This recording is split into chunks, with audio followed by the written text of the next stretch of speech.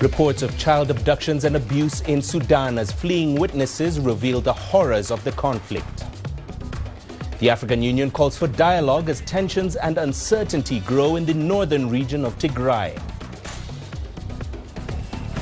And in Niger, normalcy is slowly returning to the capital Niamey after Thursday's unrest. Hello and welcome to Africa Live only on CGTN, wherever you're tuning in. Welcome aboard. I am Mahia Mutua in Nairobi. Uche Okoronko joins me now with your business headlines. Thank you, Mahia. And here is a look at what's coming up on Africa Live Biz. Ethiopia's $1 billion debt restructuring deal stalls. And President Donald Trump nominates a Federal Reserve critic to run the U.S. Central Bank. Of course, all of that coming up within the program, but for now it is back to you, Mahia. All right, Uche, thank you. We begin the top of the hour in Ethiopia, and the chairperson of the African Union Commission has called for dialogue as concerns grow over the renewed violence in the northern Tigray region. Fresh clashes are reported to have erupted 3 years after a peace deal that ended a brutal civil war between the army and the regional Tigray People's Liberation Front. Mahmoud Ali Yusuf called on all parties to exercise maximum restraint and to work towards the preservation of the peace deal. Meanwhile, as CGTN's Enoch Sikolia reports, flights into Tigray have been cancelled as residents struggle to get emergency funds from local banks. Long queues were witnessed outside banks in Mekelle, the capital of Ethiopia's Tigray region, as residents looked to withdraw money for emergency purposes. This follows renewed clashes between the army and the Tigray People's Liberation Front in Semlet, western Tigray. The area is claimed by forces from the neighboring Amhara region, who have refused to withdraw despite a peace agreement signed in Pretoria that ended a long conflict in 2022. Many queuing at the banks have been left angry. They are only allowed to withdraw the equivalent of $13 US. I came here and queued because I heard there was no cash in the other branches. They gave me only 2,000 Ethiopian birrs. I was in the queue from 9 a.m. to 1 p.m. and have received only 2,000. Now I'm going back home.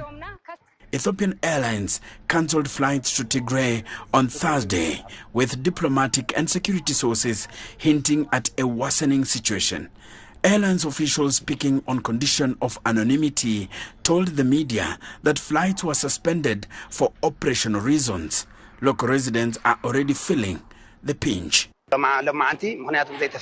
Today, many families have been told that there are no flights for a reason that is not clear to us, and people are suffering due to cancellations. In addition, the people of Tigray, including those in Mekelle, are suffering as they can't access their own savings properly because of the long queues and the limit of 2,000 Ethiopian birrs. The renewed tensions risk a return to conflict in the volatile region, which 3 years ago emerged from a brutal war that the African Union says killed at least 600,000 people. Enoch Sikolia, CGTN. To Nigeria now, where several soldiers have died after Islamist militants attacked an army base in Borno State. According to a military spokesman, the militants, who are affiliated with the Islamic State West Africa Province, or ISWAP, launched a coordinated strike using armed drones in the early hours of Thursday. He said the militants breached the base's perimeter and damaged military assets before the army regained control with reinforcements. Now, security sources report that at least 9 soldiers and 2 members of a civilian joint task force members were killed. About 16 other troops were wounded. It is the second attack in the region in a week and comes amid ongoing military efforts to counter the long-standing threat posed by Islamist militant groups. Still in Nigeria, the abduction of 163 Christians during coordinated attacks on 2 churches in the northwest of the country earlier this month drew more global attention on the nation's security challenges. The assaults, carried out by armed men while church services were ongoing, triggered widespread condemnation and reignited fears about the safety of religious groups across the country. But the Nigerian government is moving to douse any fear that the country's security challenges are religiously motivated. CGTN's Deji Bademosi has more on that story. when U.S. President Donald Trump threatened military intervention in Nigeria to stop the alleged killing of Christians by terrorists in the north of the country, the Nigerian government vehemently rejected the U.S. president's characterization of the country's security challenges along religious lines. After a high-level meeting by officials of both countries, a deal was struck on improved security coordination between both countries. That deal resulted in a U.S. airstrike on militant targets in the northwest Sokoto state in December, in cooperation with the Nigerian government. The U.S. followed that up with providing Nigeria with more security equipment in its war against the militants. And in a move to bolster U.S. support for its fight against terrorism, the Nigerian government has hired a Washington-based lobbying firm to defend the country's international reputation and constantly brief the U.S. government on its security efforts. The contract, valued at $4.5 million for an initial period of 6 months, is a big talking point in the country. If you see the extreme narrative coming from the U.S., it which shows that a lot of people have been doing the lobbying and trying to push a narrative of Christian genocide and all manner of insecurity within the country. Now, if you let that get ahead of you, what then happens is that it affects investors' confidence, public morale, as well as diplomatic relations. And you don't want that, especially when you're at the time you're doing reforms, you're trying to rejig the economy, and you're trying to also get investors to come in.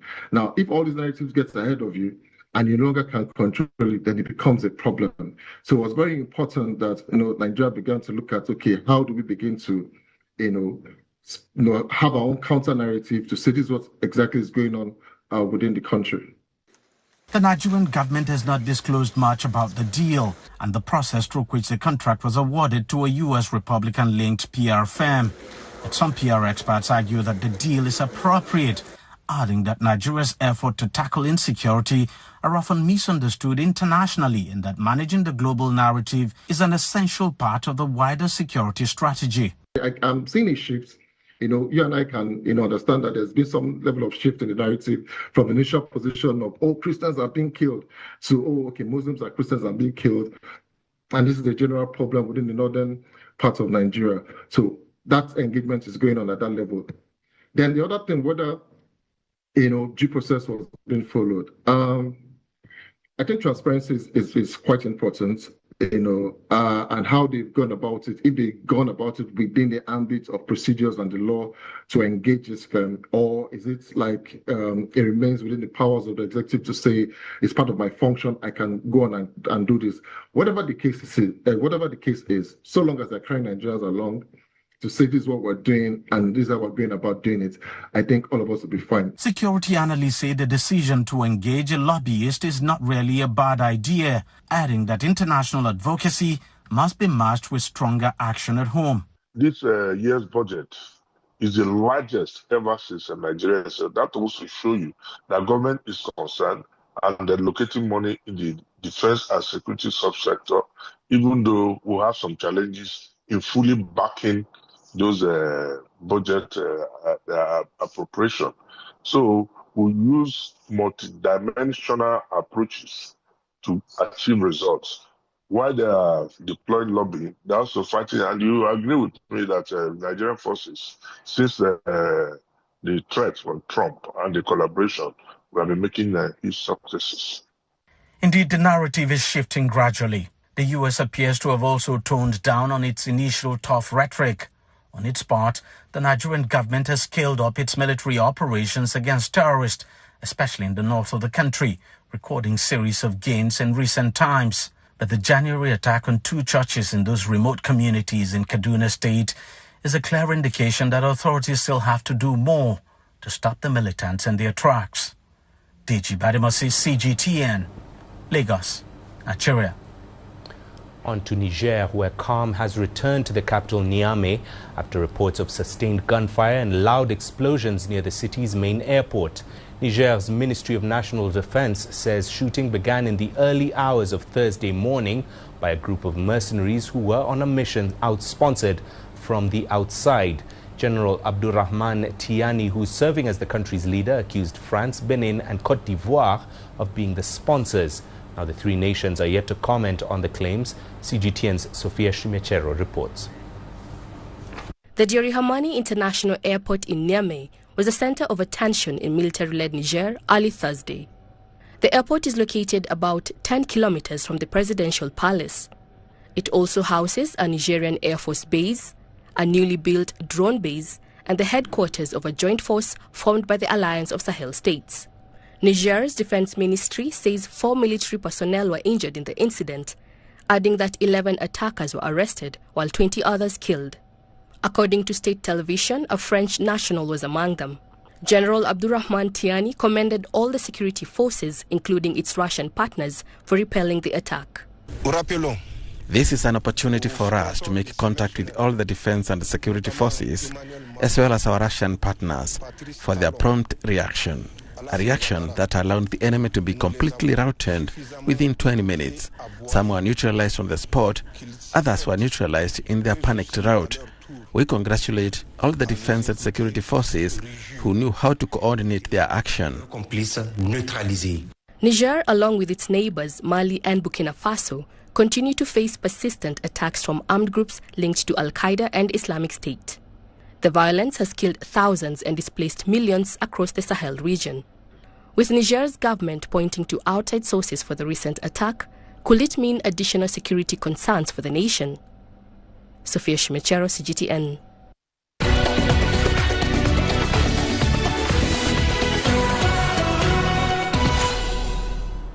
The UK Prime Minister has called for stronger dialogue and deeper engagement between companies and institutions from his country and China.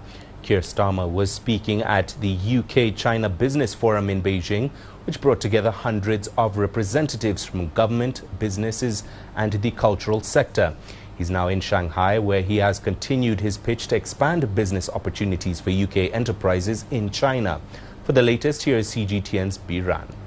The UK Prime Minister Keir Starmer arrived in Shanghai this afternoon and marking his first visit to the city since taking office. And his schedule is expected to include a visit to Yuyuan Garden, one of China's most famous historic sites, and a stop at the Bund. And this afternoon he went to the Yuyuan Garden and visited a bunch of famous historic sites. And also he talked to the public and sampled some very famous local food, the Shanghai butterfly puff pastry. And the garden remained open during his visit. I can still saw the public walk through the historic sites in the rain, you can see. And tomorrow he will go to the Bund, a long time home to many British companies, Asia Pacific or Greater China headquarters and offices. And he will meet with several senior executives of the companies that are currently operating in Shanghai. You know, Shanghai is always at the forefront of the China-UK exchanges, not only in finance and business, but in culture, arts, and people-to-people exchanges.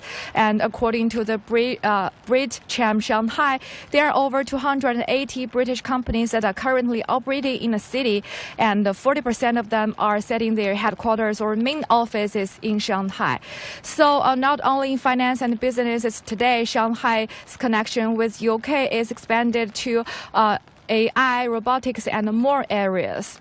And we know this time the official visit is yielded a lot of concrete outcomes, and the two countries are agreed to develop the long-term, consistent, comprehensive strategic partnerships. And after the prolonged cooling of ties following the 2018 golden era, I think this is a new focus that showing that the two countries are transferring their focus to the mutually beneficial outcomes, as well as business and economic cooperation in multiple areas and multiple levels.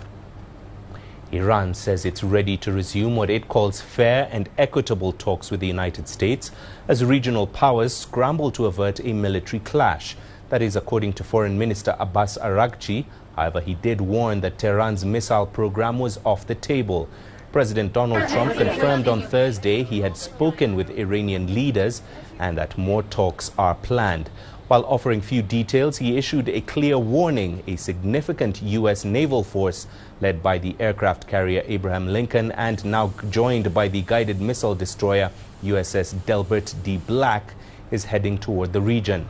The president is demanding Iran abandon its nuclear program, saying time is running out for a deal.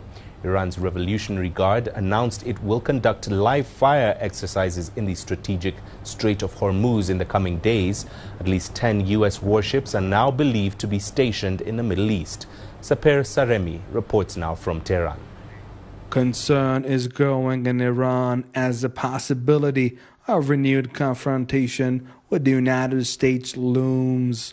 Many here say the country is under the threat of war, with Washington's expanding military presence in the region adding to public anxiety. The pressure intensified this week after U.S. President Donald Trump issued fresh warnings, demanding Iran return to negotiations for what he called a fair and equitable deal, insisting on no nuclear weapons. He also warned that any future U.S. strike would be far more severe than last summer's attack on 3 Iranian nuclear sites. Statements Iranian officials say are escalating tensions and putting the region at risk.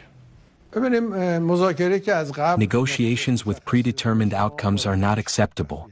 The Supreme Leader has clearly emphasized this. At the same time, we have not prevented mediators from carrying out their efforts.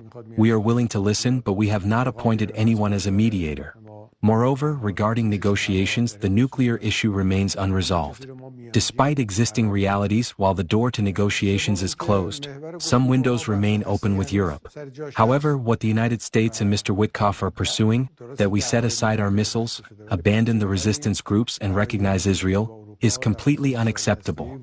Iran's parliament speaker Mohammad Baqir Ghalibaf has echoed similar sentiments, saying Tehran is prepared to negotiate with Washington only if talks are genuine and not aimed at imposing U.S. demands. On the streets of Tehran, uncertainty dominates public sentiment. I don't know what will happen. I don't think the U.S. will attack, but if there is a war, life will become much worse. We are worried. Prices are already high, and many people think there is a strong chance the U.S. will attack. Iran will resist, but the heavy costs have taken a toll on ordinary people. No one can do anything to us, neither the U.S. nor Israel. We're not afraid. They cannot harm us. Public reactions capture a mix of fear and nervousness, reflecting deep uncertainty about what may come next. On the media, you hear threats of war and rhetoric over negotiations. But on the ground, in Tehran, people are worried and unsure about what happens next as life continues amid growing unease. Sapir Saremi, CGTN, Tehran.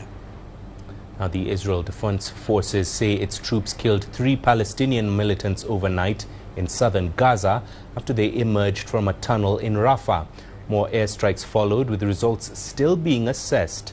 Meanwhile, Palestinian officials report a drone strike on the Al-Maghazi refugee camp killed 2 civilians. This comes after the Israeli military said it now accepts the Gaza Health Ministry's death toll of 71,000 since the conflict began, after previously claiming it was misleading and unreliable. Meanwhile, Israel says it will reopen the Rafah border crossing on Sunday, allowing people to move between Gaza and Egypt for the first time in nearly 2 years. It is effectively the sole route in or out of Gaza for nearly all of the 2 million people living there. Our correspondent Jonathan Regev is in Tel Aviv with more. In accordance with the agreement, Israel transferred 15 bodies of Gazans back to the Gaza Strip.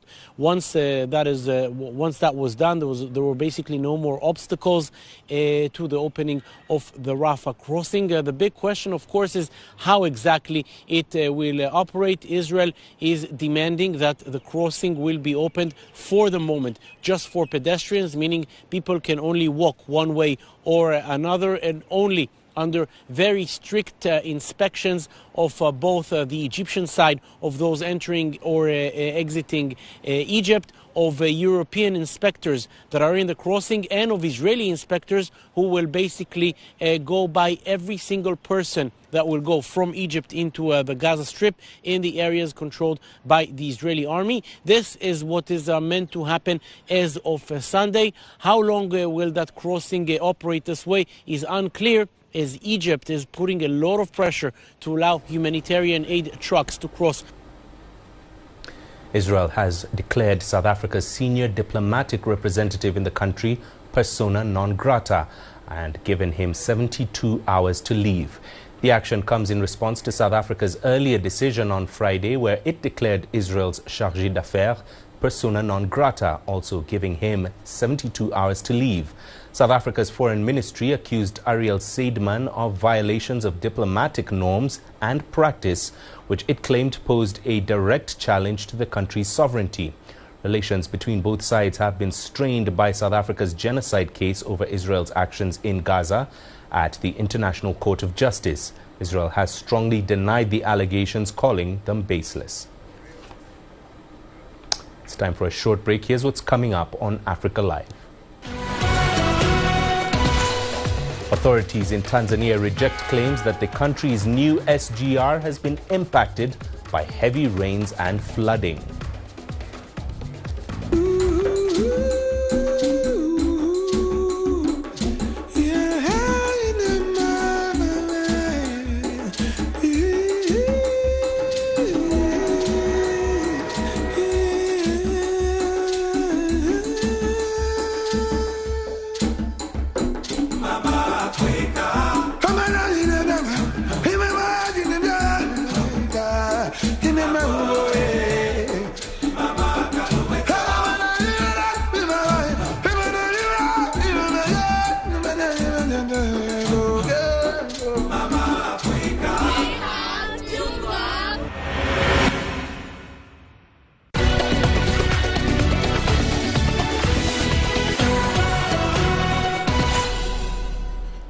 Welcome back. We head to Sudan, where the horrors of the ongoing conflict continue to be revealed by witnesses.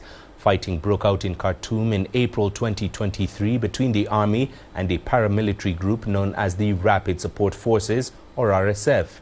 It quickly spread to different parts of the country, including the western region of Darfur, where entire cities came under long sieges before being seized by the RSF. Now, as residents flee towns such as El Fasher, they bring with them harrowing stories of extraordinary cruelty and child abuse. CGTN's Hlonela Lupuana has more. The army has been in a brutal power struggle with the paramilitary Rapid Support Forces since April 2023. In the meantime, both sides have been accused of war crimes and crimes against humanity as they look for an edge in a conflict that sees no sign of ending. The long siege and eventual takeover by the RSF of the western city of El Fasher has become synonymous with such incidents. Tens of thousands of people fled the city in the last few months, many seeing no choice but to risk their lives and the lives of their loved ones. For those who reached safety, they brought with them stories which could define the whole conflict. 26 witnesses spoke to Reuters after fleeing to the North Darfur town of Tawila or to eastern Chad. They described multiple incidents of where children were abducted after their parents were killed. One was 10 years old, one was 11, one was 12, one was 13 years old. These are 4. The RSF came with their cars, with people's livestock. They took the children to 10 people's livestock.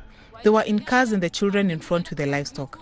I don't know where they took the children, but I'm sure I saw it between Tawila and Zamzam. We were going from Al Fashar to Zamzam. We were on the Kome road. The RSF intercepted us. They came on a car. There were 2 civilians and 2 camel riders. We had some livestock. They took them with them and my 2 brothers. Fatima Yaya explained how in 2023, her family and others were stopped by RSF fighters en route to El Fasher. They blindfolded 2 boys and 1 girl and left with them. We went to an area called Karamaje. They made us spend 3 nights there. There were some families there with us. They took 3 children, put them in a car with RSF soldiers on either sides. Until now, we don't know what happened to them. A report released last month by Amnesty International mentions such child abductions. During a briefing at the UN Security Council on January 20th, Deputy ICC Prosecutor Nazat Shamim Khan said her office was investigating alleged crimes with particular focus on violence against women, girls and children. The hope is that when the conflict ends, those who have carried out such heinous crimes will ultimately be brought to justice. Hlonela Lupuwana, CGTN. South Sudan's government says it's working to contain a worrying cholera outbreak in the east of the country. The health ministry says 28 people have already died in Jonglei state, whilst dozens are still receiving treatment. It comes as an escalation in violence in the region has caused a massive displacement crisis. CGTN's Patrick Oyet with that report. Cholera is an acute diarrhea infection that's common in displacement settings because the conditions such as overcrowding, poor sanitation and lack of safe water are ideal for the rapid spread of the bacterium that causes the disease. South Sudan's health ministry says that's exactly what has happened in Jonglei state. The United Nations says more than 230,000 people are displaced as a result of clashes there between government and forces loyal to Riek Machar. The health ministry says preparations are underway for a mass oral cholera vaccination campaign in the area. South Sudan has been grappling with cholera since 2024. Nearly 100,000 cases and about 1,600 deaths have been reported nationwide since the outbreak began. The Ministry of Health reassures the public that it is working tirelessly with the partners to contain the outbreak, strengthen surveillance, improve access to safe water and sanitation, and to ensure timely treatment for those who are affected. Aid agencies say they are concerned that population movement due to the fighting in Jonglei state might spread the disease to other parts of the country. The government says it has granted security clearance to allow humanitarian organizations access to Duke County, where the outbreak has been declared. It says that's to enable aid agencies to deliver supplies and respond to the outbreak. However, access to parts of Jonglei state remains a challenge amid the ongoing fighting. Patrick Oyet, CGTN, Juba, South Sudan. Now, a new study released by World Weather Attribution shows that extreme flooding in southern Africa was worsened by climate change and ongoing La Niña weather patterns. The report indicated a 40% increase in rainfall intensity since pre-industrial times. That is partly due to warmer ocean temperatures from greenhouse gas emissions. Severe floods across Mozambique, South Africa and Zimbabwe have killed more than 200 people and caused significant damage, with some areas experiencing a year's worth of rain in just a few days. Experts say La Niña, which typically brings wetter conditions, is now occurring in a moisture-rich atmosphere, leading to unprecedented impacts on communities. That is, despite the government's underpreparedness for such crises. We've experienced El Nino, La Nina for a long time. You know, it's decades, centuries. We know about it. But when you have climate change and you're dealing with a warmer climate generally in where we are in the Southern African region, when it rains, it's not the same kind of rain. It's a much, it's much harsher. It's harder, and that is what results into the extreme floods we're seeing right now. We are completely not prepared. We are not prepared, and we are basically just knee-jerk reactions and fighting fires all the time. Excuse the pun, because we do have an issue of fires as well in the country, which is climate related. But also, the other thing that's happening is that you also have a very frail infrastructure. If we look at our water and sanitation infrastructure in South Africa, across the country, it is very weak and it is in a crisis.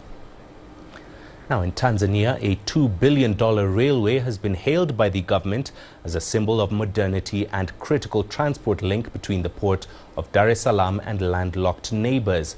However, just 2 years into its operations, the electric standard gauge railway, built to replace an aging meter gauge network, has begun facing the realities of climate change. Earlier this month, authorities suspended train services between Dodoma and Morogoro after heavy rains damaged key sections of the infrastructure. So what does this mean for the government's future plans for rail? CGTN's Isaac Lucando has this report. Since its launch in June 2024, Tanzania's standard gauge railway has transported more than 4.3 million passengers. Many commuters now depend on the 4-hour journey between Dar es Salaam and the capital Dodoma, a trip that previously took up to 8 hours by road. Until recently, operations had remained largely smooth before erratic weather conditions forced a temporary suspension of services.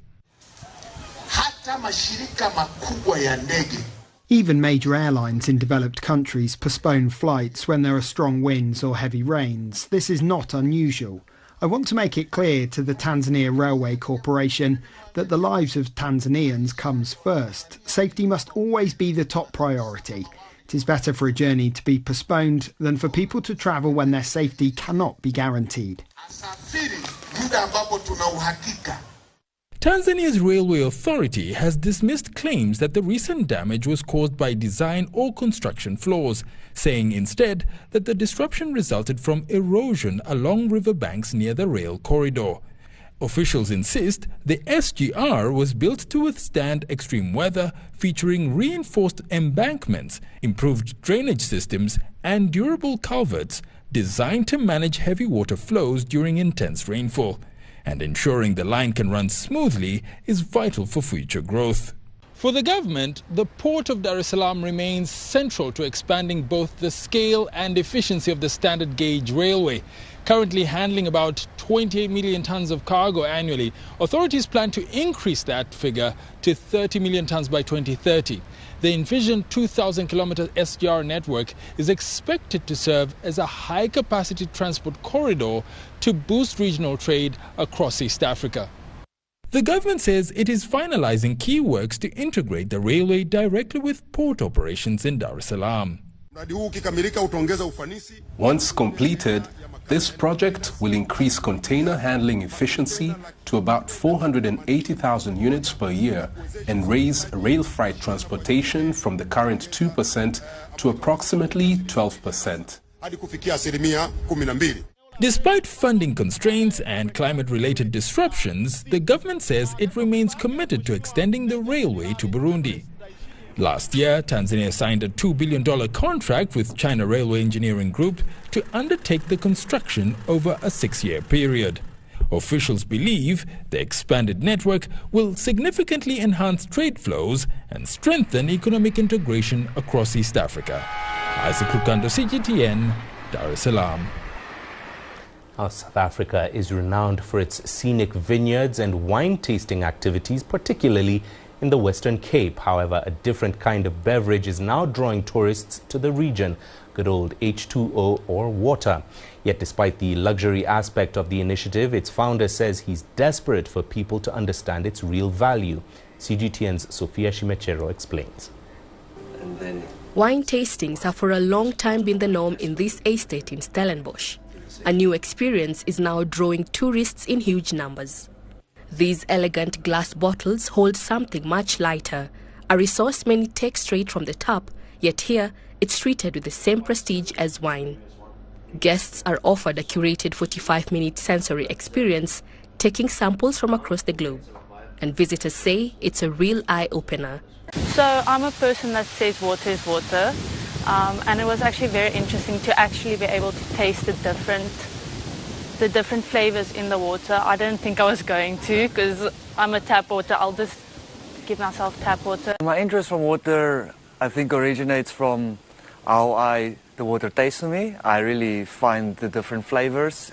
So that is my interest in the water. And then with my interest in the wine tasting or the water tasting at Lanzarote, it was fueled by my love for water and an interest in, okay, what is a water tasting really? It's kind of when you hear it the first time, it's kind of like a ha-ha, like what can that actually be? Water is water. Nico Peters, a water sommelier and owner of the Fine Water Company, was previously a brewer. He developed an interest in water during the COVID-19 pandemic when South Africa banned the sale and distribution of alcohol. This led him to become one of only 2 certified water sommeliers in the country. Peters boasts a library of 40 brands drawn from Armenian volcanic springs to ancient Czech glaciers. I've got water from Mexico, from France, from New Zealand, from Germany.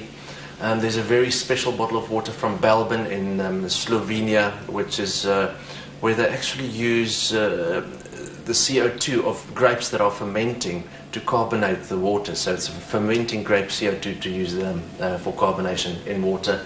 Beyond the luxury tasting, Peter says it's important to showcase and educate about water and its scarcity. According to national statistics, at least 45% of households in South Africa had piped drinking water in their dwellings in 2023. But he says too often these households forget just how fortunate they are. When you have a tap that's open, that's running, and you saw dollars or rands running out of that tap, you'd absolutely run and close the tap.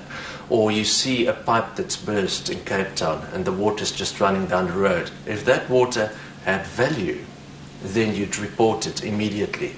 So we have to add a value to water for people to take care of water, because if it's free, then it has no value and people perceive it like that.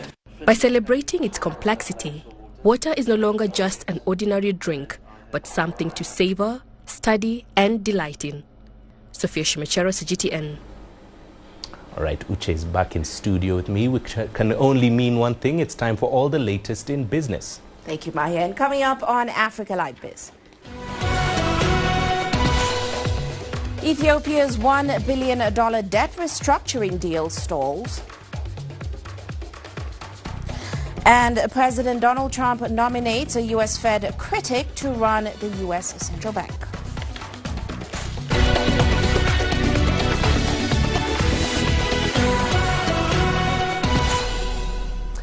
Well, let's start off in Ethiopia. The country's hopes of restructuring that $1 billion Eurobond have now stalled.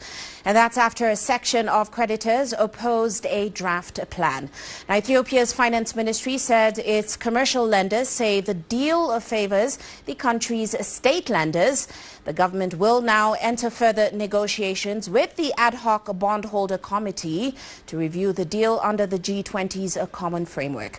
Now, the committee represents U.S. and European investors who hold more than 45% of that 2024 Eurobond. Of course, Ethiopia defaulted on the Eurobond in late 2023, and it opted to rework its debt under the G20's Common Framework Initiative. Now, the debt restructuring agreement announced earlier this month will have handed bondholders a 15% write-down on the principal amount through an exchange with a new note for $850 million, which will mature in mid-2029. Well, let's move on now to South Africa. The country has scored a significant win for both its reputation and its economy. That's after being removed from the European Union's list of high-risk third country jurisdictions. Now, analysts say it should ease costly financial scrutiny on cross-border transactions with Europe. Of course, that decision follows South Africa's exit from the Financial Action Task Force grey list and the UK's high-risk money laundering register in 2025. That marked a critical step in restoring investor confidence in the country. Altogether, it's one of 6 African countries to be struck off that list. Here's CGTN's Beryl Oro with more. South Africa was automatically red-flagged by the European Union after a 2023 grey listing by the Financial Action Task Force, FATF, a global body fighting money laundering and terrorism and the proliferation of weapons of mass destruction. The restrictions forced European banks to intensify scrutiny of South African-linked transactions, adding friction to cross-border trade and investment.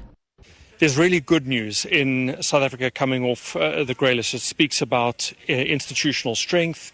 It speaks about our ability to, get from policy proposals, implementation. So all of that is overwhelmingly good, or on balance good. And it comes at a time when South Africa has also been, for the first time, received an upgrade by ratings agencies. The EU's decision comes on the back of the G20 summit in Johannesburg, where it held successful talks with South Africa to strengthen trade relations and enhance collaboration in green energy and sustainable minerals. The parties also agreed to reinforce their commitment to democracy, multilateralism, and what it called a fairer, more sustainable world. Everyone, now wants to expand and diversify trade partnerships as much as possible, and this is another effort that the EU at achieving, precisely that.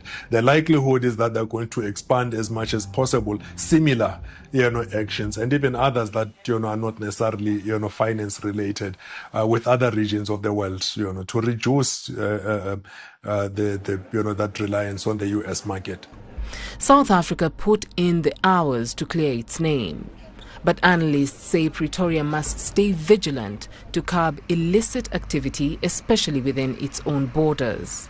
South Africa is seeing industries being challenged, compromised by illicit goods, illegal trade, and what immediately comes to mind is the tobacco industry with the recent announcement of the closure of a factory, and that is the result of illegal activity, illicit activity. So that means that the risk, whilst moderated or mitigated, isn't gone. We've got work to do. South Africa is not the only country in the clear. Burkina Faso, Mali, Mozambique, Nigeria and Tanzania have also been struck off the list after strengthening their anti-money laundering and counter-terrorism financing regimes, opening the door to deeper trade ties with the EU. Beryl Oro, CGTN. Well, let's turn our attention now to some corporate news. And multinational steelmaker ArcelorMittal has extended a long-term agreement with the government of Liberia on mining and shipping of its minerals. That's according to the company. Now, this brings its total investments in the country to $3.5 billion. Of course, the steelmaker says they extended the duration of the existing agreement until the year 2050, with an option to renew for a further 25 years. Now, ArcelorMittal says it will pay the government $200 million for the extension of those mining rights, and it has reserved access to railroad capacity. Now, it says the deal also addresses the government's desire to make the Toka Day to Buchanan rail corridor accessible to multiple users. This agreement, alongside the recent opening of ArcelorMittal's iron ore concentrator in Nimba County, has made Liberia an important mineral development center in the West African region. Well, let's head now to the Somali capital, Mogadishu, for the 27th Horn of Africa Initiative ministerial meeting. Now, organizers there say the meeting focused on expanding energy access and also boosting investment across the region. With Ethiopia's hydroelectric projects, Djibouti's solar projects, and also Somalia's untapped oil and gas potential, analysts say that energy infrastructure is becoming a key driver of regional connectivity. Here's Mohammed Kahir with more on that from Mogadishu. During the one-day meeting, ministers and development partners highlighted how energy can act as catalyst for sustainable development across Horn of Africa. The gathering also underscored Somalia's growing role as regional leader, making its return to the international stage. Horn of African countries are looking to tap into the recently inaugurated Ethiopian dam as part of regional initiative to expand energy access and attract investment. So together, our aim is to come together as we did in the trade, or we are working toward a trade facilitation, as we are working together in full-fledged integrated economies in our region. Energy will be the backbone of also toward that integration. Officials from Djibouti say they are a strategically located country at a key maritime route connecting Africa and Asia, could act as big to export affordable energy to Gulf and Middle East markets. Djibouti, for instance, suggested this morning or today during the 27th meeting of our Horn of Africa Initiative to build enough capacity and invest together and supply energy, including to the Middle East. as the Gulf countries or the Middle East is only distant from East Africa, around 20 kilometers away from especially Djibouti coastal. Abundant energy available in Ethiopia, which we are also planning to make available in Djibouti, especially in the geothermal energy, as well as most of the East Africa countries could not only trade among them in the Horn, but also trade energy toward the Middle East. With offshore oil and gas exploration complete, Somalia is scheduled to begin drilling in the first half of this year. This is expected to significantly boost the Horn of Africa's energy sector. We are catalyzing all actions so that we ensure that the Somali people have a greater access to energy, affordable and reliable energy. Despite ambitious energy plans across the Horn of Africa, the region still needs to improve its infrastructure to enhance connectivity. Mohamed Kahir, Global Business, Mogadishu, Somalia. Let's turn to international news now. And in the U.S., President Donald Trump has picked former Federal Reserve Governor Kevin Warsh to head the U.S. Central Bank when, of course, Jerome Powell's leadership term ends in May. Now, Trump made that announcement on Truth Social to put his stamp on an institution he persistently lambasts for not caving to his demands for lower interest rates. The position requires confirmation by the U.S. Senate. Now, of course, the Fed has long been seen as a stabilizing force in global financial markets, due in no small part to its perceived independence from politics. Well, Trump's escalating efforts to test that independence, including his Justice Department's decision in January to open a criminal probe into Powell, that has all set the stage for a challenging Senate confirmation process for any successor. Now, Kevin Warsh, who is a 55-year-old economist, is now seen as a voice that will support lower rates in the nearer term.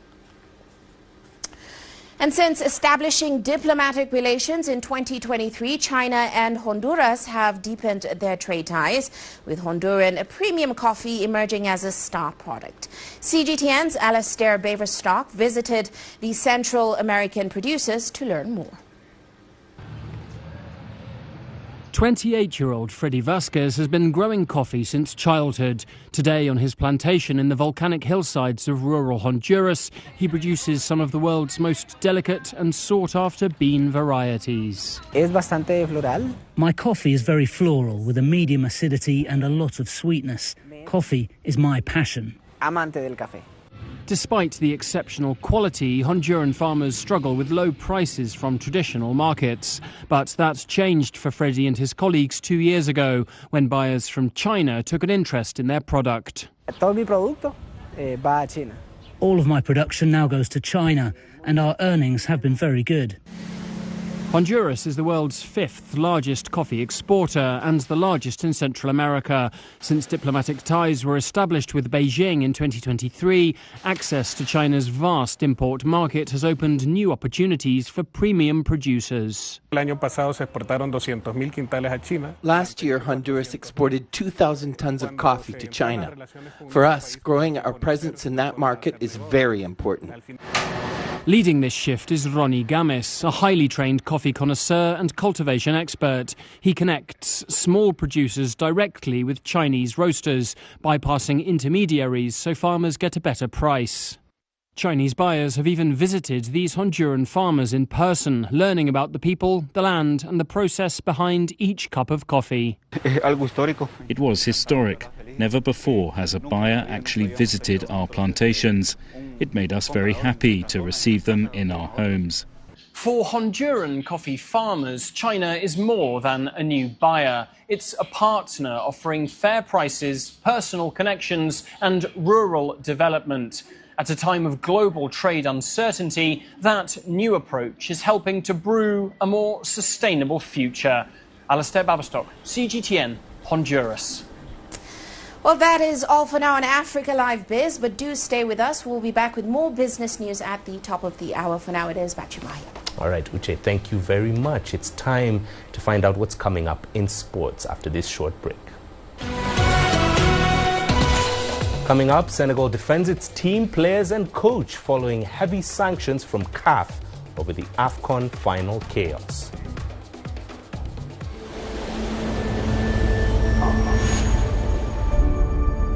How would you create your legend? On the fields, on the tracks, in the arenas of Africa. Were you born to be a player? Could this moment be yours?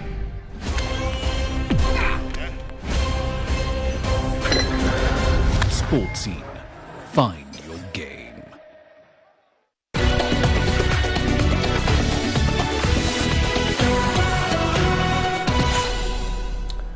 Right, we start with squash, and it was double delight for Egypt at the Tournament of Champions in New York as the North African country maintained its global dominance in the sport.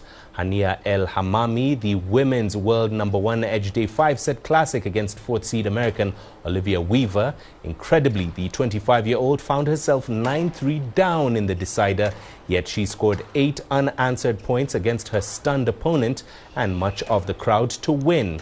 She becomes only the 4th female player to retain the trophy. Meanwhile, it was a less dramatic win for Mustafa Asal in the men's, who coasted home in straight sets. Indeed, the 24-year-old only gave up 11 points in the whole match. First held in 1930, the tournament is one of the most prestigious of the season's calendar. To football, Senegal has come out in strong defense of its football team and head coach Pap Thiaw after African football's governing body CAF handed the continental champions heavy sanctions. The hefty fines and player suspensions were a result of the chaos that erupted during the AFCON final against the hosts Morocco earlier this month.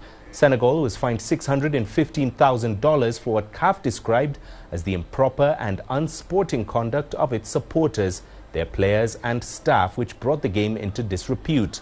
Thiaw was handed a 5-match suspension and a $100,000 fine on top of that. Everton's Iliman Ndiaye and Ismailia Sarr were given 2-game suspensions for their unsporting behavior towards the referee. Speaking to the press in Dakar on Thursday, Sports Minister Kadi Diène Gaye says they will explore legal avenues and other options to mitigate the sanctions. Senegal won the match 1-0 after extra time. Nous avons déjà échangé avec le président de la fédération. We have already spoken with the President of the Federation, and we will do everything that can possibly be done. We will explore legal avenues and other options to mitigate these sanctions. He was banned for 5 matches, which is excessive, and there's also a financial fine. Meanwhile, Morocco didn't get off scot-free. The hosts were fined $315,000 for inappropriate behavior by ball boys and improper conduct of their players and staff, as well as their fans. Ismail Saibari was handed a $100,000 fine, while captain Ashraf Hakimi got a 2-game ban for unsupportive behavior. CAF rejected Morocco's appeal to strip Senegal of the title, with the verdict receiving huge backlash from Moroccan fans on social media. One popular social media post on Moroccan football posted, "We feel exactly the same way as the day we lost the AFCON final. Disgusted." Well, the CAF Champions League continues this weekend with match day 4 of the group stage.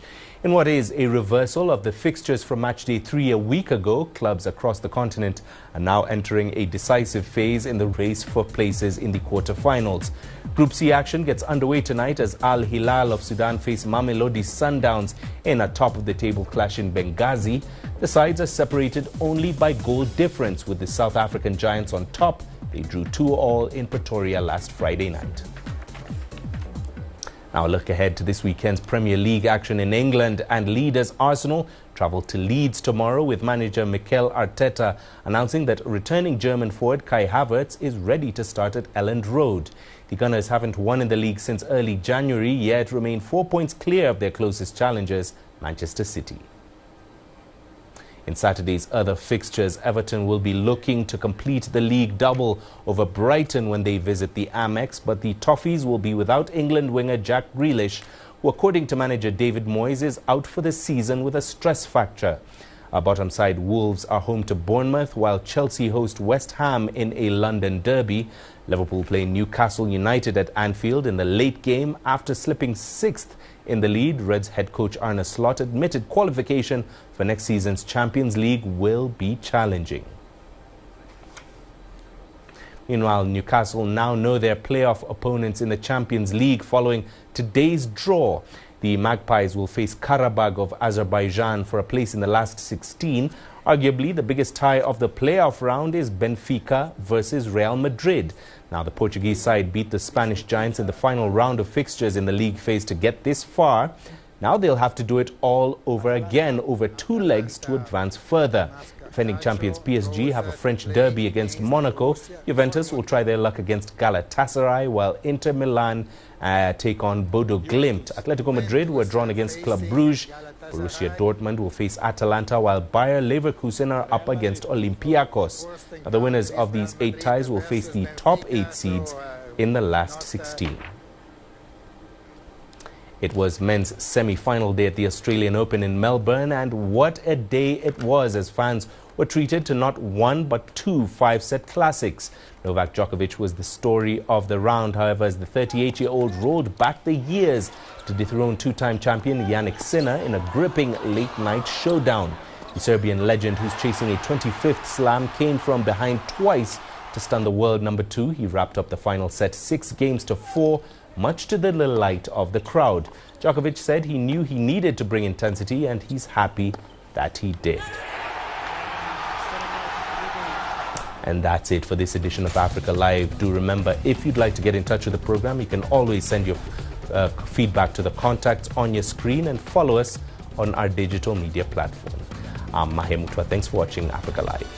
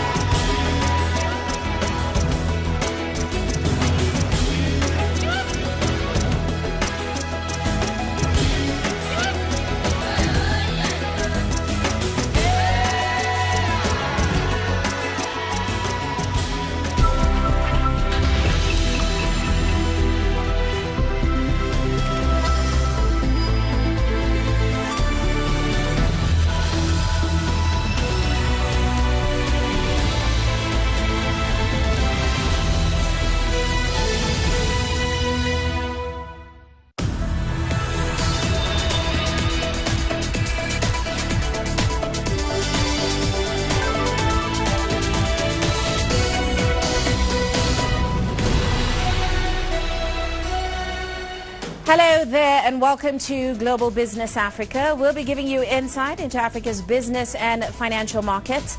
I'm Mutua Koronkwo, coming to you from Kenya's capital, Nairobi. Let's start with a look at the markets. Well, markets responded to U.S. President Donald Trump confirming Kevin Walsh as his pick for the next U.S. Fed Reserve chair. Most emerging market currencies and stocks fell on the back of that news, especially as we saw a decline in commodity prices, adding further pressure. MSCI's emerging market stock index retreated 1.4% on the day. However, it is still set for its biggest monthly gain since November 2022. Over in South Africa, the JSE All-Share Index dropped over 4% on the day, which is the steepest intraday decline since April, and that's as gold prices dropped more than 6%. That, of course, hurt a lot of mining stocks and precious metal stocks. Now, also coming up on the show today,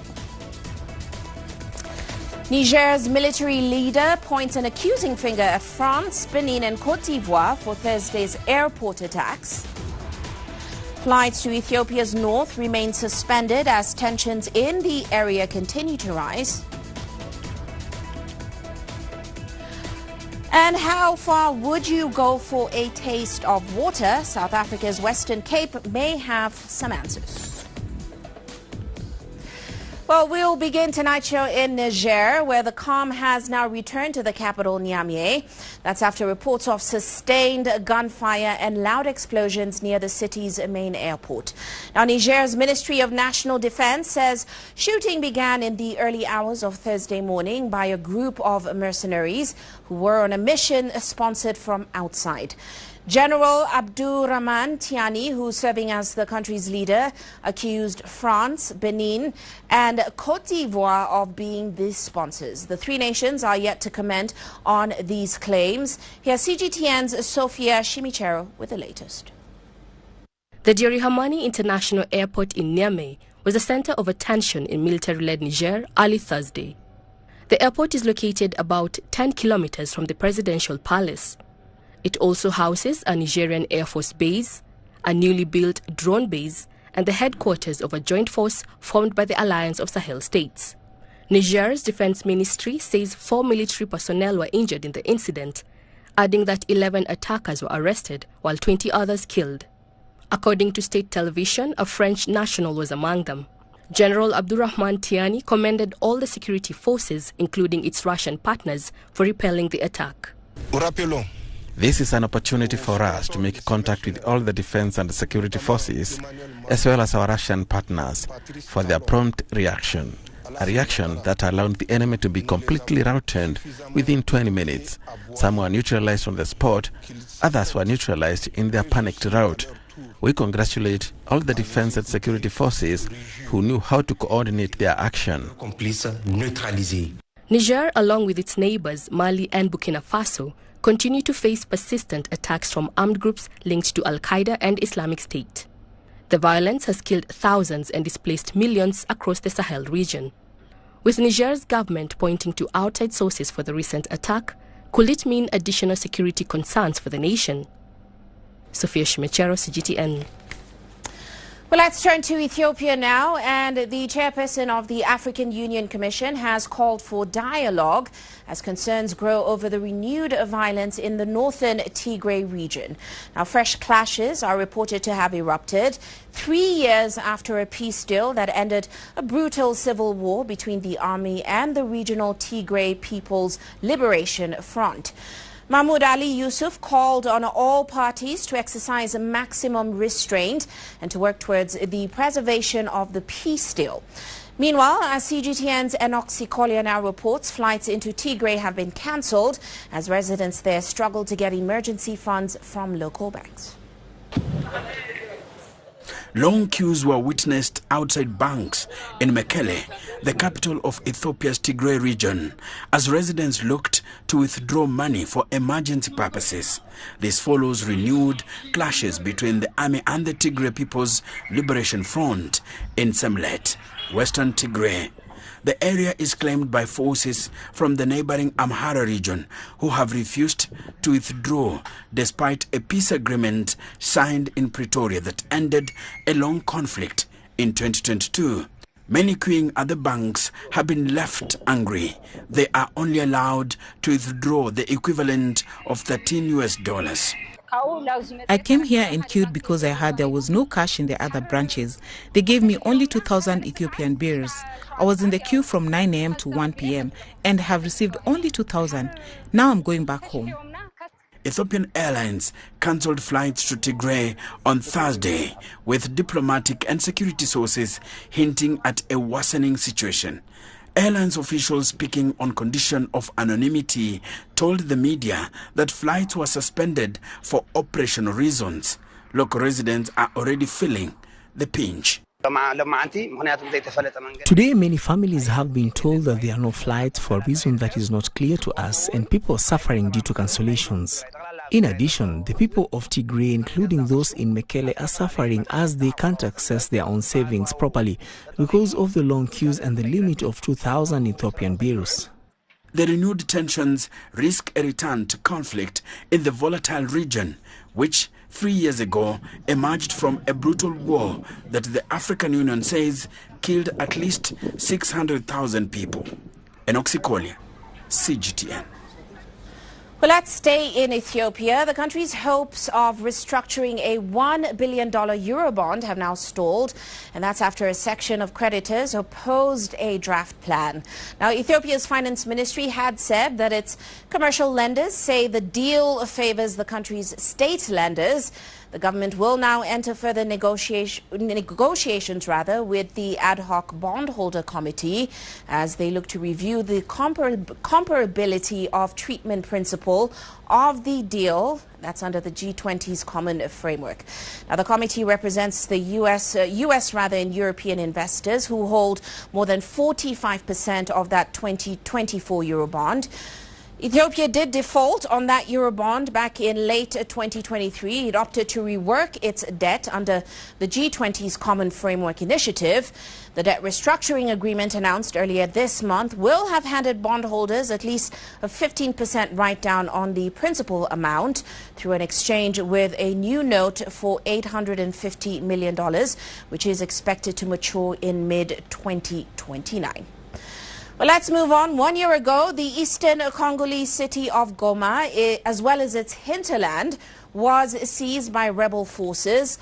And a brutal war with the government continues, once which has thrown the local economy into turmoil. With livelihoods hanging by a thread, vendors say they're facing a very uncertain future unless peace is soon restored. CGTN's Ian Kinua reports. At Goma Central Market, business used to be loud. Vendors shouted prices, customers bargained hard, and money changed hands fast. Today, the noise is gone, replaced by waiting. For Esperance Mushashine, the market slowdown has been anything but seasonal. A year after M23 rebels took control of the city, survival has become our daily trade. Before, we used to buy in bulk at an affordable price. Sales were good and we managed to get by.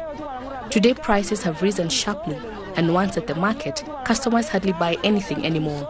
We're holding on as best as we can, but the situation isn't improving. Inflation has eaten into wallets and fear has frozen spending. People still come to the market, but many leave empty-handed. For clothing retailer Justin Bunyere, the war didn't just cut profits, it shredded capital. Since the war started, nothing works. Before, I had $1,000 in capital, but now I only have $100 left. Currently, I hardly sell anything. Before the war, I would arrive in the morning and by 9 a.m., all my merchandise would already be sold. But today, even at this hour, I haven't even earned 100 Congolese francs. The conflict has driven businesses out, scared investors away, and stalled trade in a city that once served as an economic gateway to Eastern Congo. Away from the market, the crisis is just as personal. Grace Omar says work opportunities have dried up, along with hope. Even the small consulting contracts that I could hope for here and there have become difficult to hope for today.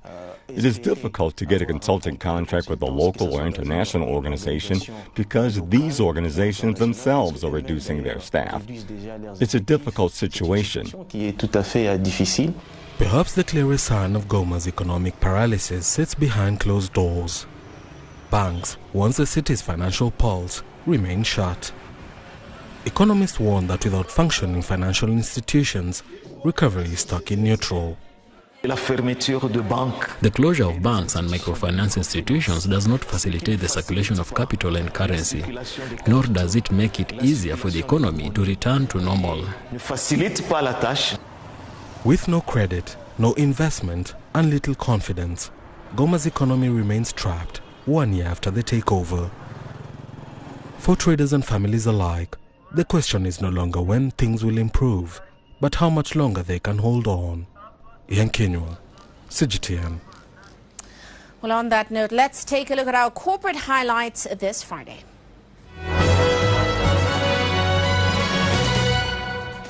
Ratings agency Fitch has downgraded Afrexim Bank to junk and withdrew its future ratings, and that's after a dispute between the bank and Fitch over the agency's assessments of the lender. In a final move in its relationship with the African lender, the firm changed its rating to BB+ from BBB-. Fitch had flagged concerns over high credit risks, weak risk management policies, and whether or not it will have to take a hit on loans to member nations. It pointed to the bank's inclusion in Ghana's debt restructuring, saying the apparent hit taken in the process raised the bank's risk profile to high risk from medium. Afrexim Bank had severed ties with Fitch. It said the agency's rating approach no longer reflected an understanding of the bank's mission and its mandate. And the beverage giant East African Breweries has reported a 38% rise in profit for the 6 months to December 2025. Now, the region's largest brewer says an 8% increase in volumes, also margin recovery and lower leverage helped to offset weak consumer spending and also rising illicit alcohol penetration across the region. Net sales grew by 11%. However, growth remained uneven across its markets, with Tanzania reporting the highest growth in sales.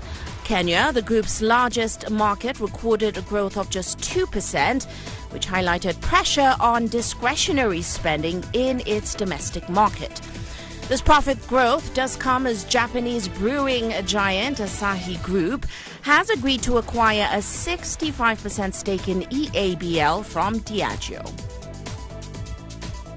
And tech giant Apple has delivered record quarterly sales and a better than anticipated forecast for the current period, even as the company warned that rising costs are threatening to squeeze its margins.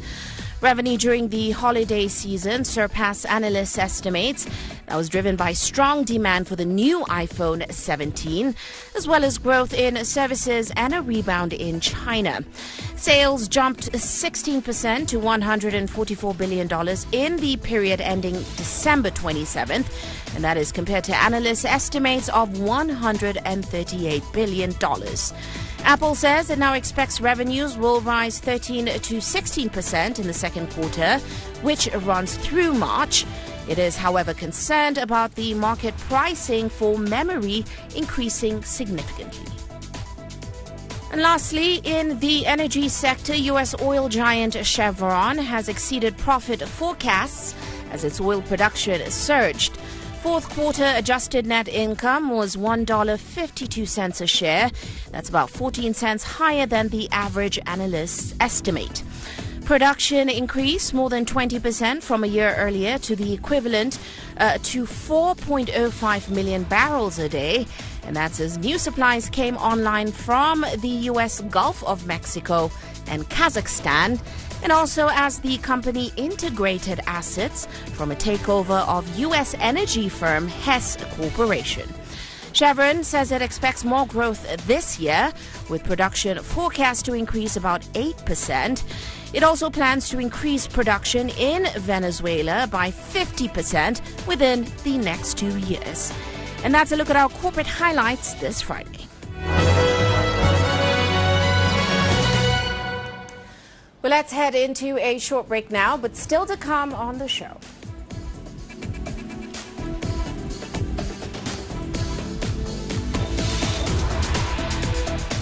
Uganda to cut external borrowing by up to 84% to reduce the high debt burden. And Tanzania rejects extreme weather is hampering its new SGR line. The world economy as we know it is about to change. Global business reports highlight emerging markets, developing countries, and dynamic sectors worldwide. We feature top analysts and newsmakers to provide perspectives on every facet of business.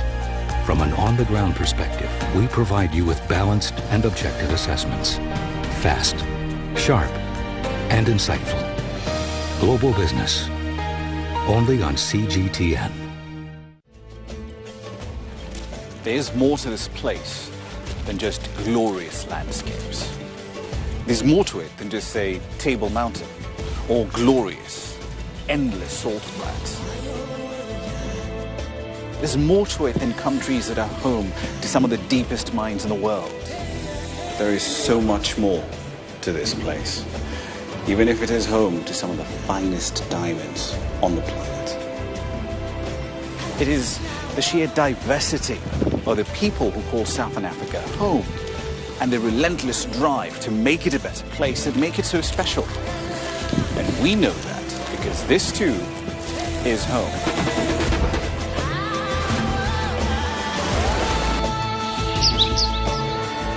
No one knows Southern Africa like we do. CGTN. See the difference.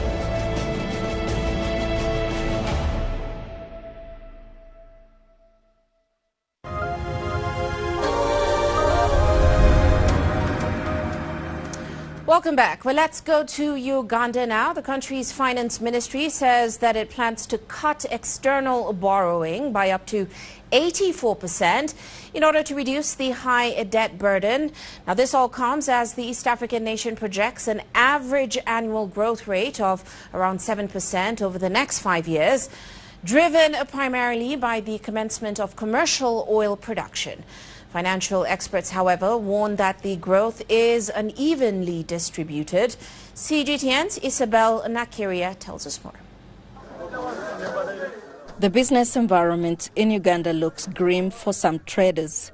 For potato traders like Arthur Twesige, the cost of doing business is high, leaving him with less money to spend on essentials.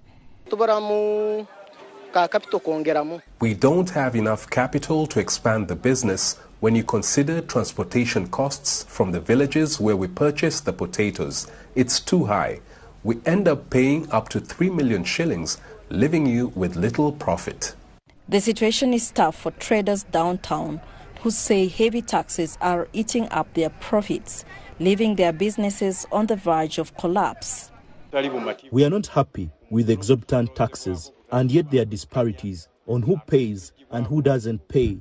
But the government says overall the economy is doing well and investors are impressed with the growth.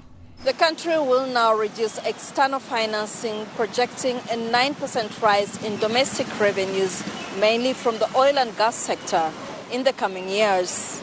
Uganda's public debt has risen to $32 million, and the government is under pressure to bring that down.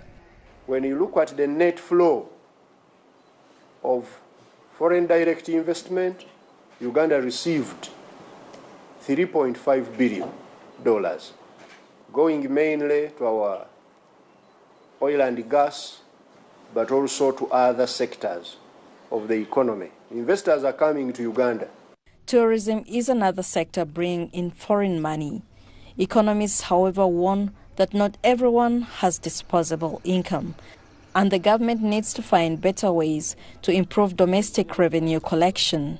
We need to look at our taxation structure to be able to fit into the current circumstances that we are in. Deal with businesses the way they are. Otherwise, taxes will kill businesses. The government is now targeting wealth creation ventures for the millions of jobless youth by providing loans to savings groups across the country. This is expected to improve the welfare of young Ugandans like Twesige, who are struggling to fill their pockets. Isabel Nakiria, CGTN Kampala, Uganda. Well, let's go to Tanzania now. A $2 billion railway has been hailed by the government as a symbol of modernity and a critical transport link between the port of Dar es Salaam and its landlocked neighbors.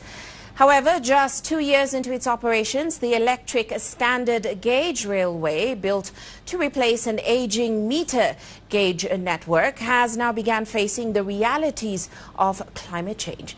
Now, earlier this month, authorities suspended train services between Dodoma and Morogoro, and that's after heavy rains damaged key sections of the infrastructure. What exactly does this mean for the government's future plans for that rail? CGTN's Isaac Lukando gives us this report. Since its launch in June 2024, Tanzania's standard gauge railway has transported more than 4.3 million passengers. Many commuters now depend on the 4-hour journey between Dar es Salaam and the capital Dodoma, a trip that previously took up to 8 hours by road. Until recently, operations had remained largely smooth before erratic weather conditions forced a temporary suspension of services. Even major airlines in developed countries postpone flights when there are strong winds or heavy rains. This is not unusual. I want to make it clear to the Tanzania Railway Corporation that the lives of Tanzanians comes first. Safety must always be the top priority. It is better for a journey to be postponed than for people to travel when their safety cannot be guaranteed. Tanzania's Railway Authority has dismissed claims that the recent damage was caused by design or construction flaws, saying instead that the disruption resulted from erosion along riverbanks near the rail corridor. Officials insist the SGR was built to withstand extreme weather, featuring reinforced embankments, improved drainage systems, and durable culverts designed to manage heavy water flows during intense rainfall. And ensuring the line can run smoothly is vital for future growth. For the government, the port of Dar es Salaam remains central to expanding both the scale and efficiency of the standard gauge railway. Currently handling about 28 million tons of cargo annually, authorities plan to increase that figure to 30 million tons by 2030. The envisioned 2,000-kilometer SGR network is expected to serve as a high-capacity transport corridor to boost regional trade across East Africa. The government says it is finalizing key works to integrate the railway directly with port operations in Dar es Salaam. Once completed, this project will increase container handling efficiency to about 480,000 units per year and raise rail freight transportation from the current 2% to approximately 12%. Despite funding constraints and climate-related disruptions, the government says it remains committed to extending the railway to Burundi. Last year, Tanzania signed a $2 billion contract with China Railway Engineering Group to undertake the construction over a 6-year period. Officials believe the expanded network will significantly enhance trade flows and strengthen economic integration across East Africa. Isaac Lukando, CGTN, Dar es Salaam. Now, a new study released by the World Weather Attribution shows that extreme flooding in southern Africa was worsened by climate change and ongoing La Niña weather patterns. Now, that report indicated a 40% increase in rainfall intensity since pre-industrial times, and that is partly due to a warmer ocean temperatures from greenhouse gas emissions. Severe floods across Mozambique, South Africa and Zimbabwe have killed more than 200 people and caused significant damage, with some areas experiencing a year's worth of rain in just a few days. Now, experts say La Niña, which typically brings wetter conditions, is moisture-rich atmosphere. La Niña for a long time, it's decades, centuries. We know about it. But when you have climate change and you're dealing with a warmer climate generally in where we are in the southern African region, when it rains, it's not the same kind of rain. It's a much, it's much harsher. It's harder, And that is what results into the extreme floods we're seeing right now. We are completely not prepared. We are not prepared, and we are basically just knee-jerk reactions and fighting fires all the time. Excuse the pun, because we do have an issue of fires as well in the country, which is climate-related. But also, the other thing that's happening is that you also have a very frail infrastructure. If we look at our water and sanitation infrastructure in South Africa, across the country, it is very weak, and it is in a crisis. Now, in the Zambian capital, Lusaka, heavy floods have submerged roads in various neighborhoods, and that's disrupted movement and also education in the country. CGTN's Crystal Onkeo tells us more. It should be a normal Wednesday morning, but these are the scenes unfolding in Kanyama and Kamwala South neighborhoods of Zambia's capital, Lusaka. Residents and school-going children are having to wade through knee-deep water as roads are rendered impassable. However, many have decided it's not worth the effort and expense. It rained heavily in the night, and on that day, learners came late for school. And some of them, they had to come in their plastic shoes because they feared that their shoes could get damaged. And so since that day, the attendance has been a bit poor, because some of them, their uniforms were wet, their books got wet. The flooding also impacted teachers forced to deal with flooded homes. Residents are concerned that the rise in flood waters, combined with the lack of care with waste, could lead to the spread of disease. People now are throwing diapers, especially this road where I stay. They throw diapers, any kind of dirty thing, which at a later time that can cause a lot of diseases. After futile efforts to manually drain the rainwater, community members have decided to take matters into their own hands. The situation was bad. We were immersed in water. Even some houses were flooded with water inside and the outside. So as a community, we tried to help ourselves by buying a machine to pump the water out into the main drainage. These floods are part of an ongoing pattern of severe weather in Southern Africa that has affected about 1.3 million people in the region. Crystal Onkeo, CGTN. You're watching Global Business Africa. Let's take a short break now, but still to come on the show.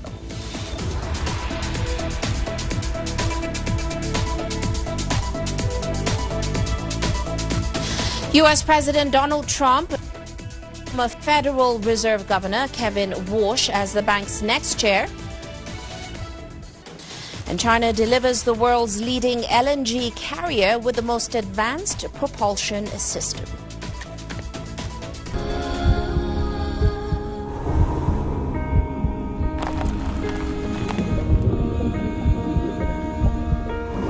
No war, no one again, we can hold in guns. Word protesters.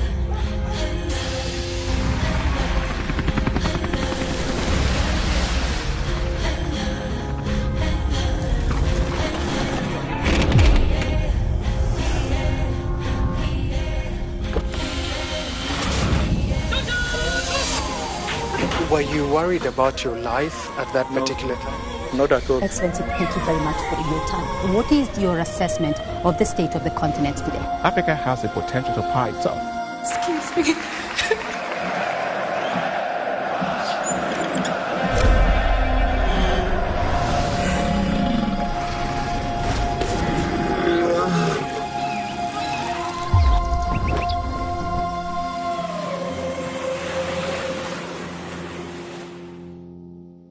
Business in Africa is at the crossroads. We celebrate those who are adopting and thriving despite the challenges, from grassroots to big businesses. Global Business takes you along for the ride as we track the making of a giant. Only on CGTN.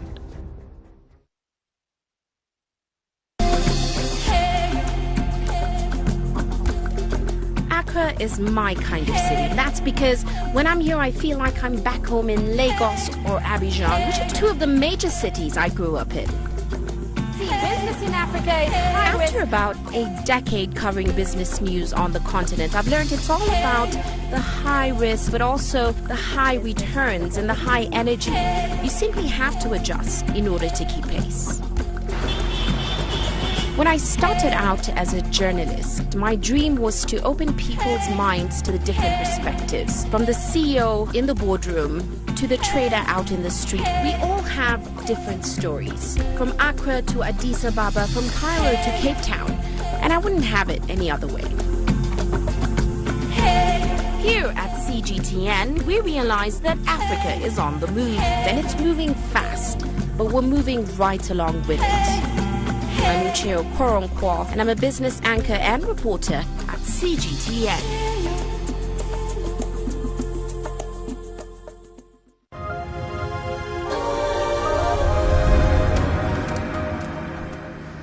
Welcome back. Well, let's turn our attention now to international news and over to Washington, where U.S. President Donald Trump has named former Federal Reserve Governor Kevin Warsh as the bank's next chair.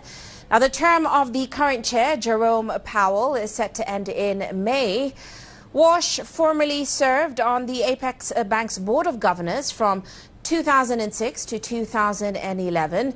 His appointment comes amid an aggressive push by the Trump administration to lower borrowing costs in the country. Now, over the past year, the U.S. president has repeatedly insulted Jerome Powell over interest rate matters in public. He's even threatened to fire him, raising concerns over the bank's independence. The nomination, of course, will require Senate confirmation going forward.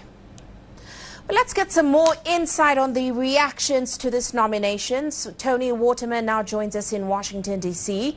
Tony, great to have you with us on the show, as always. Now, of course, Kevin Warsh seems like a fairly typical pick, conventional pick. He's a former U.S. Fed governor. He's also been an economic advisor to Trump. Is there anything unusual or surprising about this nomination? We've seen that he's aligned himself with Trump. What are people saying on the ground? Well, Kevin Warsh was also a former bank exec at Morgan Stanley, so he certainly has the credentials for this job. And he was on this short list of candidates that Trump has been teasing for weeks now. One thing that has been quite interesting is his shift on inflation. When he was a Fed governor from 2006 to 2011, he was really known as an inflation hawk. He prioritized keeping inflation low over the Fed's other mandate, which is full employment. And this traditionally has meant actually higher interest rates. He has now done this complete 180, and he's aligned himself with President Trump's calls for interest rates to be lowered, even as inflation is running above the Fed's 2% target rate. The question is really going to be which Kevin Warsh is going to be in charge. Will it be the inflation hawk, or is it going to be the rate cutter? Another thing that I think is quite interesting with this nomination is that after all the fiery rhetoric against the Fed, President Trump ended up picking someone who is deeply entrenched in the institution.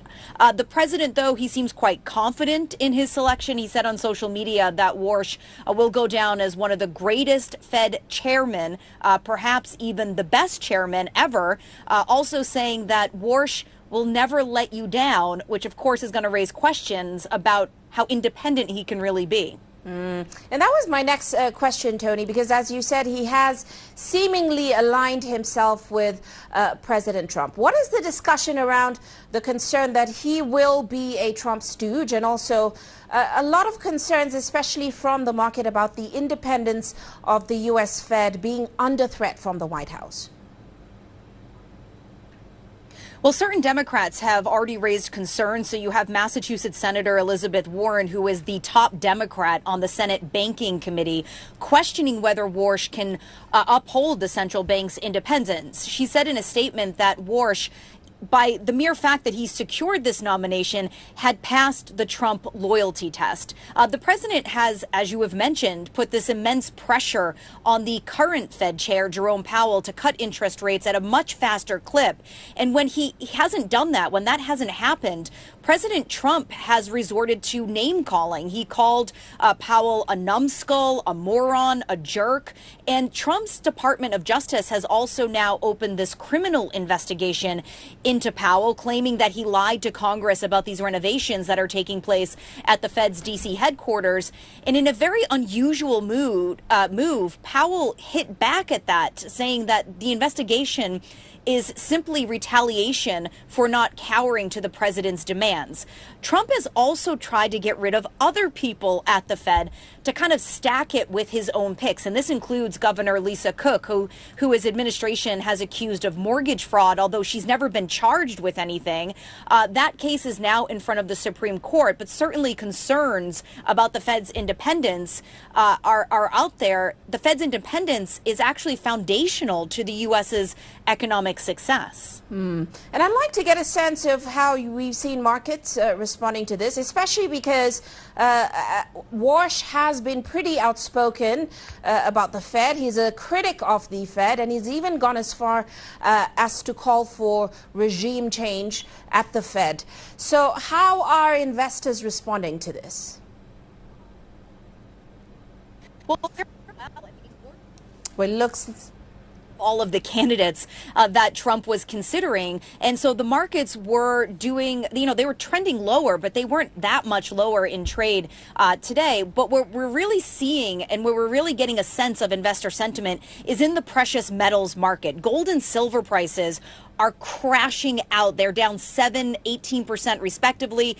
Investors had been piling into these safe havens in recent weeks and had sent these precious metals to record highs on concerns that the Fed's independence, among other things, but the Fed's independence was going to be in jeopardy. So the fact that we're seeing this huge sell-off after this announcement implies that investors feel pretty comfortable about Warsh and his ability to not cave to pressure from the president. And just before we let you go, Tony, in light of that DOJ probe into the Fed that you mentioned, are we anticipating a smooth path ahead to Warsh's Senate confirmation? Well, if that's what he's expecting, he really shouldn't be. A number of lawmakers, including top Republicans, have already said that they're not going to advance any Fed nomination until this criminal investigation against Jerome Powell is dropped. That certainly has not happened yet. And we heard from Republican Senator Tom Tillis earlier, who sits on the Senate Banking Committee. He said on X that while he thinks that Kevin Warsh is qualified, he's not going to sign off on this nomination because, in Tillis's words, protecting the independence of the Federal Reserve from political interference or legal intimidation is non-negotiable. Warsh needs to be approved by the Banking Committee before his nomination gets passed along to the full Senate. And all it is going to take is just one Republican to dissent for his nomination to get stuck. And it seems that is already going to happen unless the DOJ goes ahead and drops this investigation into Powell. All right. We'll certainly be watching. As always, Tony, thank you for those great insights. That's Tony Waterman joining us there in Washington, D.C. Well, let's turn to how the markets have responded so far. And of course, Warsh's nomination gave the US dollar a boost against a basket of major currencies. We saw the greenback recover some of this week's losses. It traded about 0.35% higher on the news. Now, a deal to stave off a looming government shutdown by Republican and Democratic lawmakers also helped the dollar to stabilize today. Escalating conflict abroad and an ease over domestic immigration crackdowns have hammered the U.S. currency this month so far. Well, let's stay in the U.S. President Trump is now suing the Internal Revenue Service and the Treasury Department for $10 billion US. Now, that lawsuit includes the president's sons and the Trump organization as plaintiffs. It basically accuses the federal agencies of failing in their duty to prevent leaks of their confidential tax information to news outlets between the years 2019 and 2020. The documents showed that the U.S. president paid no income tax for several years before he entered the White House in his first term. Now, an IRS contractor was charged over the unauthorized disclosure and was sentenced to 5 years in prison back in 2024. Meanwhile, Venezuelan lawmakers have unanimously approved a sweeping reform of the country's main oil law. And that law aims to cut taxes, expand private producer autonomy, and to enable asset transfers and service outsourcing. The accelerated reform follows 20 years of strict nationalization, and it comes just after President Donald Trump proposed a $100 billion reconstruction plan for Venezuela's oil sector. This allows private producers to operate projects and commercialize production outside the control of the state oil company. And that new law also introduces a new hydrocarbons tax, which is pending separate legislation. After an arduous consultation process through the country with more than 120 proposals received from across the national territory, with a deep debate that took place in the Energy and Petroleum Commission, whom I congratulate for the strength, tenacity, patience and depth with which they handled such complex matters. I congratulate the Venezuela Homeland Caucus for the strength with which it carries out these transformations. I congratulate the Opposition Caucus for the constructive nature of its proposal. I congratulate the oil workers who will carry out the most important elements of this law reform. And I congratulate the people of Venezuela. Well, let's shift our focus just slightly now. And the U.S. President Donald Trump says that he is planning to talk to Iran, and he hopes there won't be any need for military action. Now, of course, the U.S. is sending more military assets to the Middle East as it tries to get Iran back to negotiations on a new nuclear deal. Trump pulled the U.S. out of the 2015 Iran deal during his first term. A guided missile destroyer, the USS Delbert D. Black, was tracked sailing through the Suez Canal towards the Gulf on Wednesday. At least 10 U.S. warships are now believed to be stationed in the Middle East. Now, of course, rising tensions between Iran and the U.S. are drawing global attention, with recent protests in Tehran adding to concerns over regional stability going forward. Well, Sefer Saremi reports from the Iranian capital, where officials say the country is prepared to defend itself, even as ordinary citizens carry on with their daily life. Concern is growing in Iran as the possibility of renewed confrontation with the United States looms. Many here say the country is under the threat of war, with Washington's expanding military presence in the region adding to public anxiety. The pressure intensified this week after U.S. President Donald Trump issued fresh warnings, demanding Iran return to negotiations for what he called a fair and equitable deal, insisting on no nuclear weapons. He also warned that any future U.S. strike would be far more severe than last summer's attack on 3 Iranian nuclear sites. Statements Iranian officials say are escalating tensions and putting the region at risk. Negotiations with predetermined outcomes are not acceptable.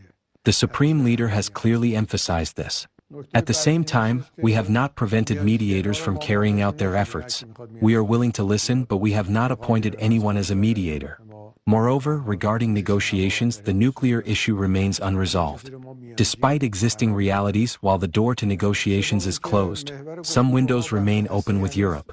However, what the United States and Mr. Witkoff are pursuing, that we set aside our missiles, abandon the resistance groups, and recognize Israel, is completely unacceptable. Iran's parliament speaker Mohammad Bagher Ghalibaf has echoed similar sentiments, saying Tehran is prepared to negotiate with Washington only if talks are genuine and not aimed at imposing U.S. demands. On the streets of Tehran, uncertainty dominates public sentiment. I don't know what will happen. I don't think the U.S. will attack, but if there is a war, life will become much worse. We are worried. Prices are already high, and many people think there is a strong chance the U.S. will attack. Iran will resist, but the heavy costs have taken a toll on ordinary people. No one can do anything to us, neither the US nor Israel. We're not afraid. They cannot harm us. Public reactions capture a mix of fear and nervousness, reflecting deep uncertainty about what may come next. On the media, you hear threats of war and rhetoric over negotiations. But on the ground, in Tehran, people are worried and unsure about what happens next as life continues amid growing unease. Seper Sarami, CGTN, Tehran. Well, let's move on now to Russia. The country's foreign ministry says it will use all available means to defend vessels that are sailing under Russia's flags. And this comes after the so-called Grinch tanker was intercepted by the French Navy on suspicion of operating under a false flag and belonging to a shadow fleet that enables Russia to bypass sanctions. Now, the tanker left the Russian port of Murmansk earlier this month, and it was grounded in the Marseille foreport on Wednesday. We have repeatedly provided comments on situations around detention of vessels sailing under flags of this or that country by the authorities of various states. Speaking about the tanker you mentioned, according to data from the open sources, it has no connection to our country. Any infringements of the freedom of navigation are unacceptable. The references to the sanctions imposed on Russia by the European Union, which French authorities falsely call international, are insolvent as a pretext of forceful actions against any tankers. The unilateral restrictions contradict international law. In any case, they cannot be a reason for enforcing jurisdiction in high seas and capture of vessels.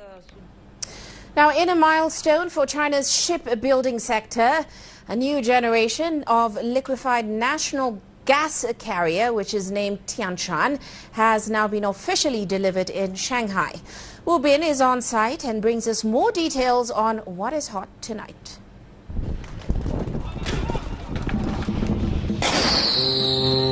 Designed and built by Hudong Zhonghua Shipbuilding, the Tianshan, a large LNG carrier, was delivered 2 months ahead of schedule on Friday. This is the first ship delivered by the company in 2026 and the 60th large LNG carrier delivered to date. Well, standing here, you feel quite small next to this large vessel. The ship is about 300 meters long, 45 meters wide, and the deck area is equivalent to 3 standard football pitches. The Tianshan is able to carry 174,000 cubic meters of liquefied natural gas. That's a monthly supply for 3.3 million households, the size of a large city in China.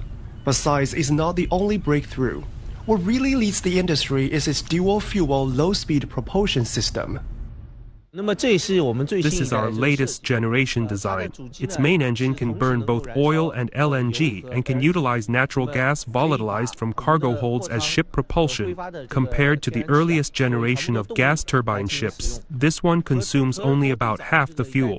This vessel features the world's most mainstream and advanced propulsion system. To ensure a smooth delivery process, the local immigration inspection station is also on site to process all the formalities for the deck crew. In 2025, Chongming Port witnessed delivery of 51 newly built vessels. Given the island's long coastline, we will provide support tailored to the needs of each ship to further enhance port clearance efficiency. Officers will be stationed at the port to avoid crew members or shipping agents having to travel back and forth, thereby saving time and costs for enterprises and ship owners. Hudong Zhonghua is the country's major large LNG carrier builder. In 2025, it set a record with the delivery of 11 large LNG carriers. Wu Bin, CGTN, Shanghai. Well, before we head into a quick break, let's take a look at commodity markets today. And gold prices fell as much as 8% this Friday to briefly dip below that $5,000 per ounce mark. And that's as we saw the dollar firming up following President Donald Trump's announcement of his choice for U.S. Fed chair. Spot gold dropped 5.8% to trade at around $5,081 per ounce. And the sell-off, described by analysts as profit-taking, also pressured other precious metals today. However, bullion is still set for its strongest monthly gain since 1982. Oil prices, meanwhile, slipped on Friday, and that's on signs that the U.S. may engage in a dialogue with Iran over its nuclear program. That reduced some concern over potential supply disruptions from a U.S. attack. We saw Brent crude futures down 0.3% on the day. Let's take a short break now. Still to come.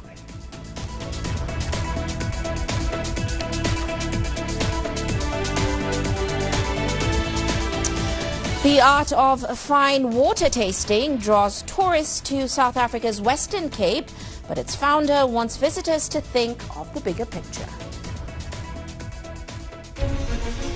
Images may appear to be identical, but looks can be deceiving.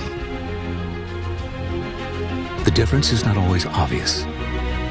It has to be discovered. There are always different sides to a story. We put the focus on the details. To see more, to understand better. CGTN. See the difference. You don't find the stories of North Africa by sitting on the sidelines.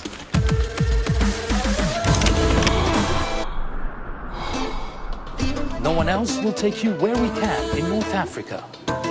And no one else will show you what it's all about. CGTN, see the difference.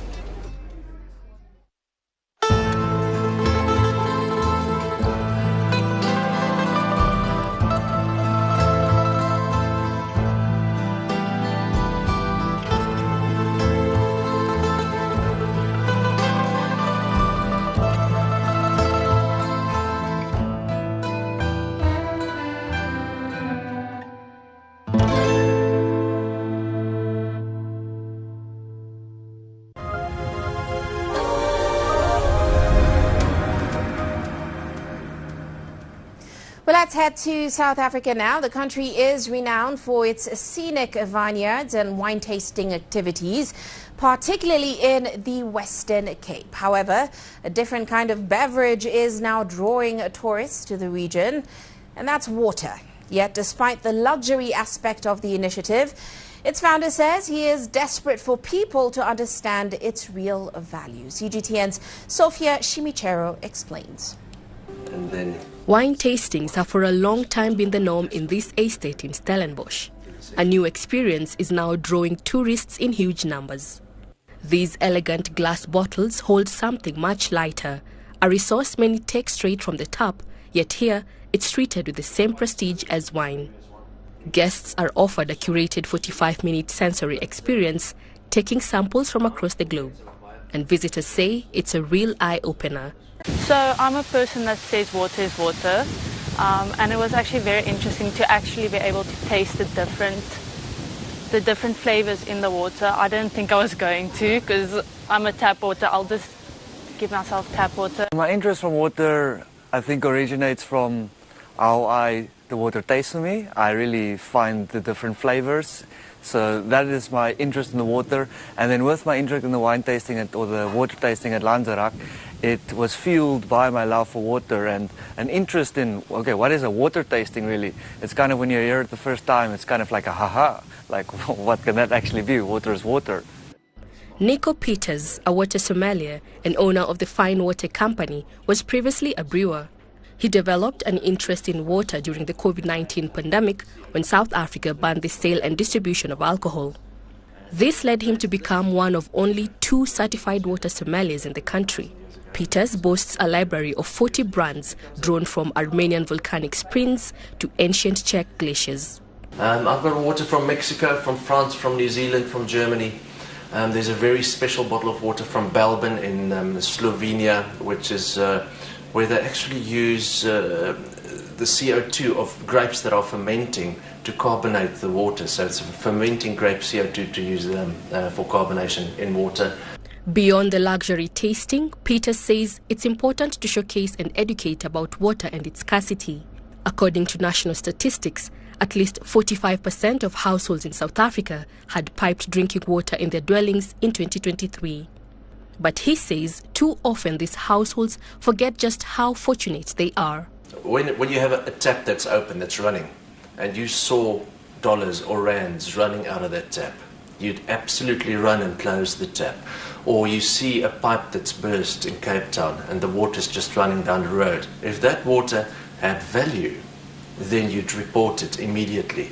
So we have to add a value to water for people to take care of water, because if it's free, then it has no value and people perceive it like that.